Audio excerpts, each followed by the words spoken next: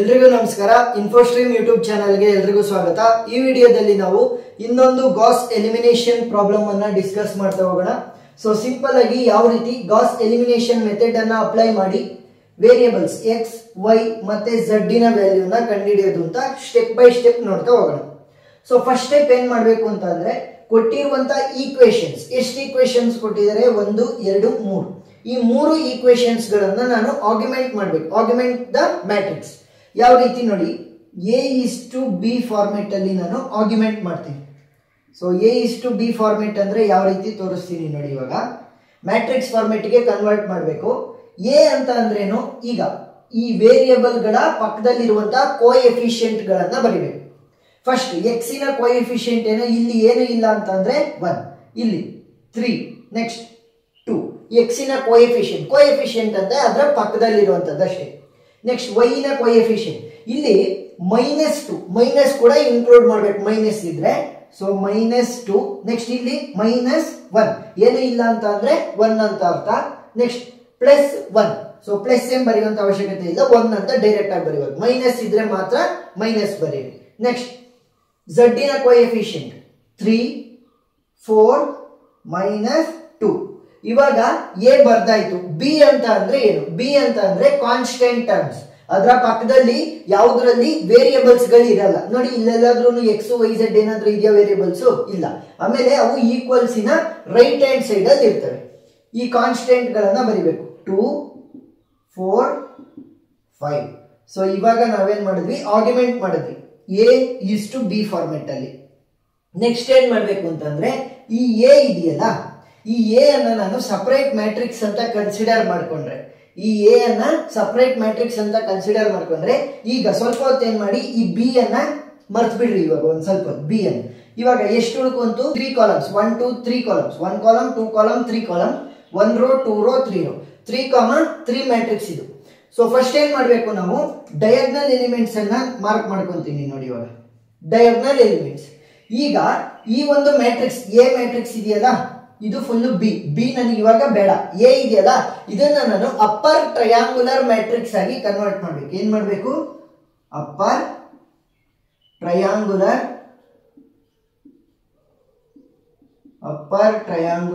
Matrix.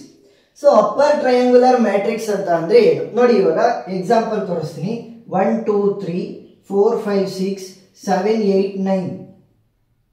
So ಈ ರೀತಿ ಒಂದು ಮ್ಯಾಟ್ರಿಕ್ಸ್ ಇದೆ ಅಂತ ಅನ್ಕೊಳ್ಳಿ, 3 × 3.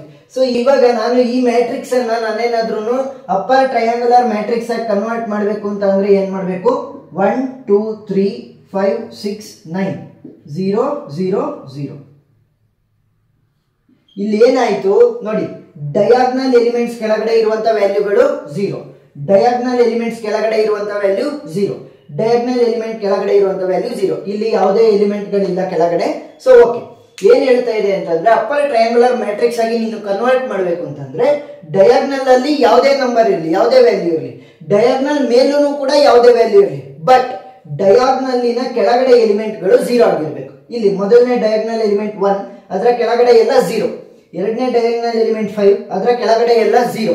9 ಕೆಳಗಡೆ ಯಾವ್ದು ನಂಬರ್ ಇಲ್ಲ. ಓಕೆ, ಸೊ ಏನ್ ಮಾಡ್ಬೇಕು, ನಾನು ಈ 3 ಎಲಿಮೆಂಟ್ ಗಳನ್ನ 3 × 3 ಮ್ಯಾಟ್ರಿಕ್ಸ್ ಅಲ್ಲಿ 0 ಮಾಡ್ಬೇಕು. ಅವು ಯಾವ್ಯಾವು, 3 ಅನ್ನ 0 ಮಾಡಬೇಕು, 2 ಅನ್ನ 0 ಮಾಡಬೇಕು, 1 ಅನ್ನ 0 ಮಾಡಬೇಕು. ಸೊ ಅವಾಗ ಏನಾಗುತ್ತೆ, ನಾನು ಅಪ್ಪರ್ ಟ್ರಯಾಂಗುಲರ್ ಮ್ಯಾಟ್ರಿಕ್ಸ್ ಆಗಿ ಕನ್ವರ್ಟ್ ಮಾಡ್ದಂಗಾಯ್ತು. ಅವಾಗ ನಾನು ಎಕ್ಸ್ ವೈ ಝಡ್ ವ್ಯಾಲ್ಯೂನ ಈಸಿಯಾಗಿ ಕಂಡುಹಿಡಿಬಹುದು. ಸೊ ಇವಾಗ ಏನ್ ಮಾಡೋಣ ಅಂತ ಅಂದ್ರೆ ಆಪರೇಷನ್ಸ್ ಅನ್ನ ಅಪ್ಲೈ ಮಾಡ್ಬೇಕು. ಏನ್ ಸಿಂಪಲ್ ನೋಡಿ, ಈಗ ನಾನು 1 ಇದೆ ಮೊದಲನೇ ಡಯಾಗ್ನಲ್ ಎಲಿಮೆಂಟ್, ಅದರ ಕೆಳಗಡೆ ಇರುವಂತ 2 ಎಲಿಮೆಂಟ್ ಗಳನ್ನ 0 ಮಾಡೋದಕ್ಕೆ ಟ್ರೈ ಮಾಡ್ತೀನಿ ಮೊದಲನೇ ಸ್ಟೆಪ್ ಅಲ್ಲಿ. ಸೊ ಫಸ್ಟ್ ಡಯಾಗ್ನಲ್ ಎಲಿಮೆಂಟ್ ಎಲ್ಲಿದೆ, row number 1, row transformation apply ಮಾಡೋದು. Row number 1, row number 2, row number 3. ಒಬ್ಬೊಬ್ಬರಿಗೆ ಇದು ಕನ್ಫ್ಯೂಷನ್, ರೋ ಯಾವುದು ಕಾಲಮ್ ಯಾವುದು. ರೋ ಅಂತ ಅಂದ್ರೆ ಹಾರಿಜಾಂಟಲ್, ಕಾಲಮ್ ಅಂತ ಅಂದ್ರೆ ವರ್ಟಿಕಲ್. ಓಕೆನಾ. ಇವಾಗ ರೋ ಆಪರೇಷನ್ಸ್ ಅನ್ನ ಅಪ್ಲೈ ಮಾಡ್ತಾ ಇರೋದು. ರೋ 2 ಅಲ್ಲಿ ನಾನು ಚೇಂಜಸ್ ಅನ್ನ ಮಾಡ್ಬೇಕಂದ್ರೆ ರೋ 2 ಅಲ್ಲಿ ಇರುವಂತ 3 ಅನ್ನ 0 ಮಾಡಬೇಕು. ಸೊ ನಾನು ಯಾವ್ದ್ರ ರೆಫರೆನ್ಸ್ ತಗೋಬೇಕು, ಈ 3 ನ ರೆಸ್ಪೆಕ್ಟಿವ್ ಡಯಾಗ್ನಲ್ ಎಲಿಮೆಂಟ್ ಯಾವುದು, 1 ಅಲ್ವಾ. ಸೊ ಅದು ಯಾವ ರೋ ಅಲ್ಲಿ ಇದೆ, ರೋ 1. ಸೊ ರೋ 1 ನ ರೆಫರೆನ್ಸ್ ಅನ್ನ ತಗೊಳ್ತೀನಿ. ಇವಾಗ ನಾನು 3 ಅನ್ನ 0 ಮಾಡಬೇಕು. ಸೊ 3 ಅನ್ನ 0 ಮಾಡಬೇಕು ಅಂತ ಅಂದ್ರೆ ಸಿಂಪಲ್ ಟೆಕ್ನಿಕ್ ಏನು, ಅದರ ಉಲ್ಟಾ ಬರೀರಿ -3. ಯಾಕೆ? ಡಯಾಗ್ನಲ್ ಎಲಿಮೆಂಟ್ 1 ಇದೆ. ಡಯಾಗ್ನಲ್ ಎಲಿಮೆಂಟ್ 1 ಇದ್ದಾಗ ನಿಮಗೆ ತುಂಬಾ ಈಸಿ ಆಗಿಬಿಡುತ್ತೆ 0 ಮಾಡೋದು. ಯಾವ ರೀತಿ? ಡಯಾಗ್ನಲ್ ಎಲಿಮೆಂಟ್ ಏನಾದ್ರೂ 1 ಇತ್ತು ಅಂತಂದ್ರೆ ಇಲ್ಲಿ ಎಲಿಮೆಂಟ್ ಯಾವ್ದಿರುತ್ತೆ? 3 ಇದೆ, ಅದರ ಉಲ್ಟಾ -3 ಬರಿಬೇಕು. ಇಲ್ಲಿ 2 ಇದೆ, -2 ಬರಿಬೇಕು ಅಷ್ಟೇ. ಸೊ R3 ಅನ್ನ ನಾನು 0 ಮಾಡಬೇಕು ಅಂದ್ರೆ ಏನ್ ಮಾಡ್ತೀನಿ? R1 ನ ರೆಫರೆನ್ಸ್ ಅನ್ನ ತಗೊಂತೀನಿ. ಯಾಕಂತಂದ್ರೆ ಇದರ ರೆಸ್ಪೆಕ್ಟಿವ್ ಡಯಾಗ್ನಲ್ ಎಲಿಮೆಂಟ್ ಇಸ್ 1, ಅದು ರೋ 1 ಅಲ್ಲಿ ಇದೆ. 1 ಆಗಿರೋದ್ರಿಂದ ಡಯಾಗ್ನಲ್ ಎಲಿಮೆಂಟ್ ಇದರ ಉಲ್ಟಾ ಬರಿಬೇಕು -2. Diagonal element 1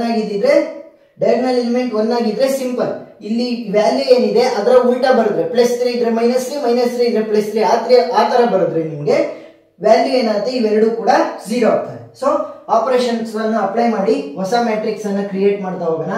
A is to B which will be equal to, ನಾನು ಯಾವುದಕ್ಕೆ ಆಪರೇಷನ್ಸ್ ಅನ್ನು ಅಪ್ಲೈ ಮಾಡ್ತಿರೋದು? R2 ಮತ್ತೆ R3.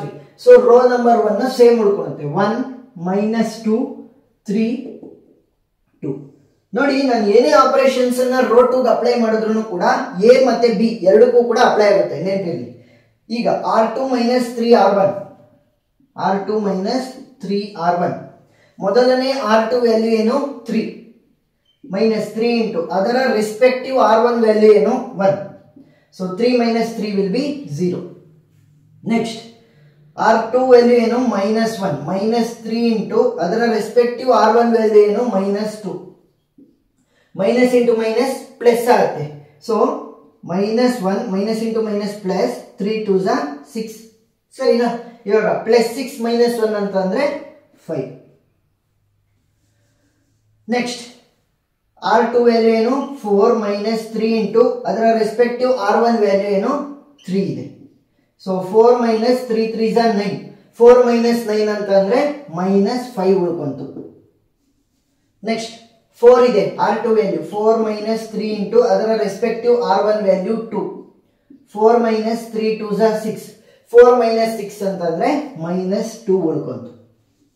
ನೆಕ್ಸ್ಟ್ ಸ್ಟೆಪ್, ಇಲ್ಲಿ 2 ಇದೆ. R3 ಆಪರೇಷನ್ಸ್ ಅನ್ನ ಅಪ್ಲೈ ಮಾಡಬೇಕು. R3 ಆಪರೇಷನ್ ಏನು?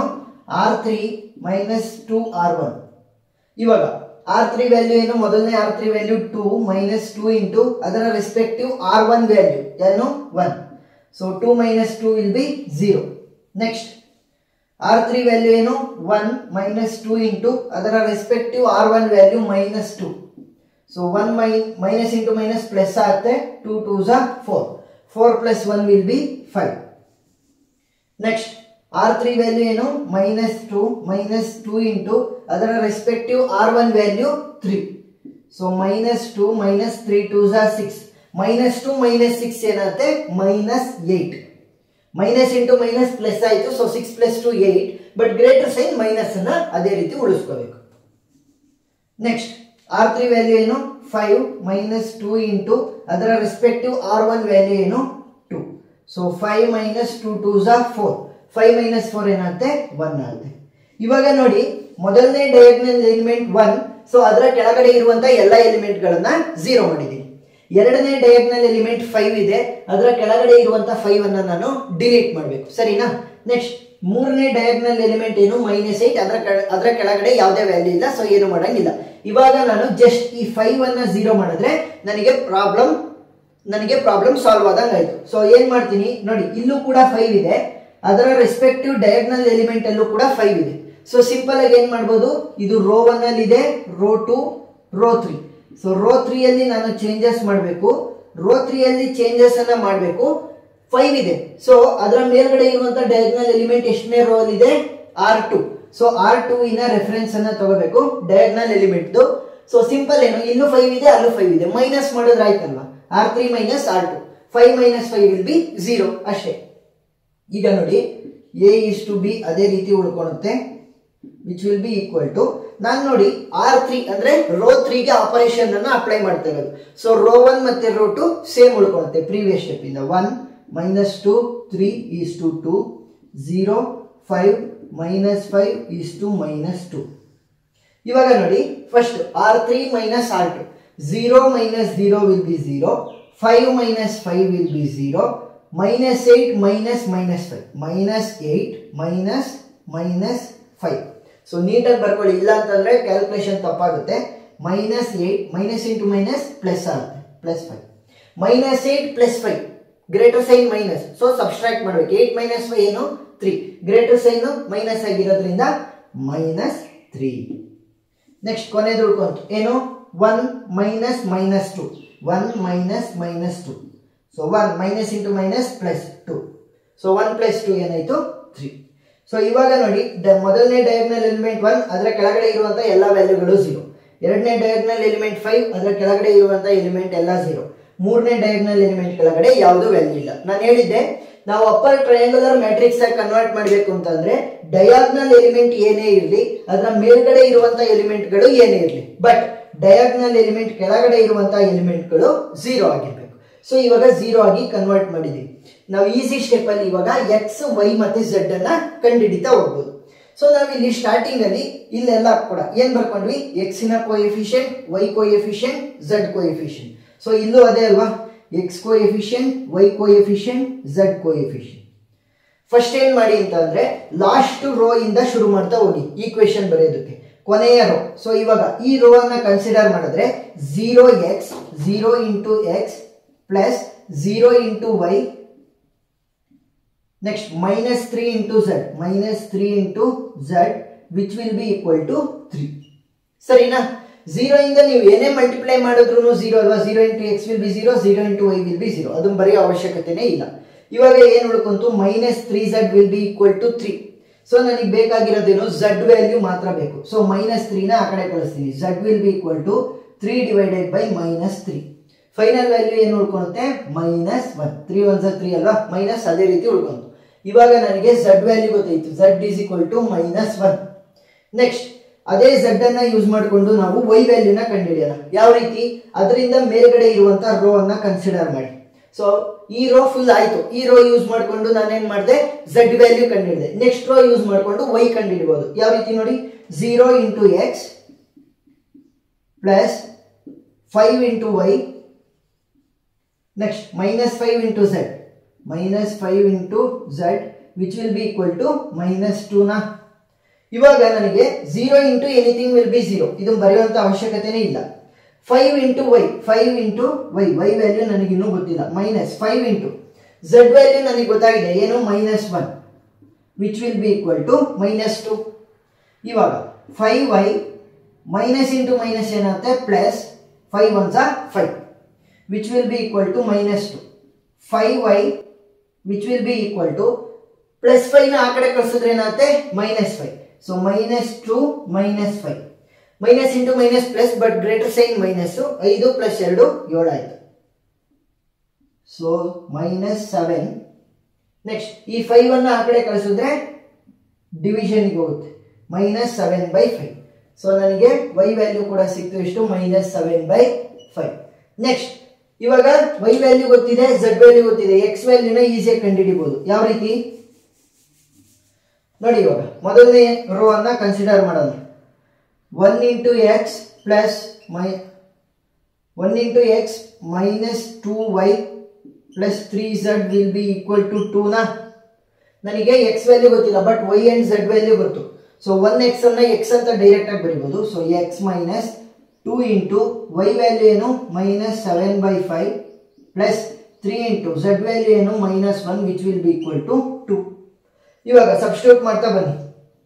x ಮೈನಸ್ ಇಂಟು ಮೈನಸ್ ಏನಾಗುತ್ತೆ plus, 7 2s are 14 divided by 5 plus into minus -3 will be equal to 2.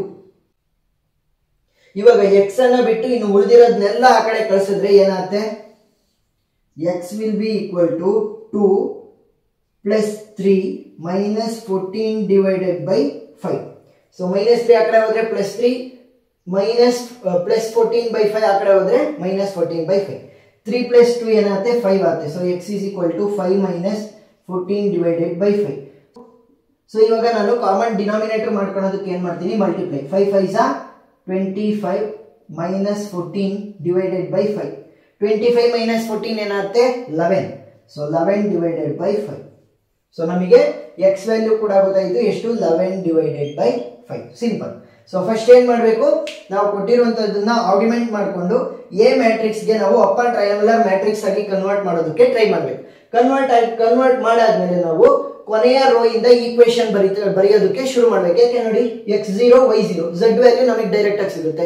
Next ಆ z ಅನ್ನ ಯೂಸ್ ಮಾಡ್ಕೊಂಡು ನೆಕ್ಸ್ಟ್ ರೋ ಅಲ್ಲಿ y ಕಂಡುಹಿಡ್ಕೋಬಹುದು. ನೆಕ್ಸ್ಟ್ y ಮತ್ತೆ z ಎರಡನ್ನು ಇಟ್ಕೊಂಡು x ಅನ್ನ ಕಂಡುಹಿಡಬಹುದು. ಸೊ x y z ಅನ್ನ ನೀವು ಕಂಡುಹಿಡಿದ್ರೆ Gauss elimination method problem solve ಆದಂಗಾಯ್ತು.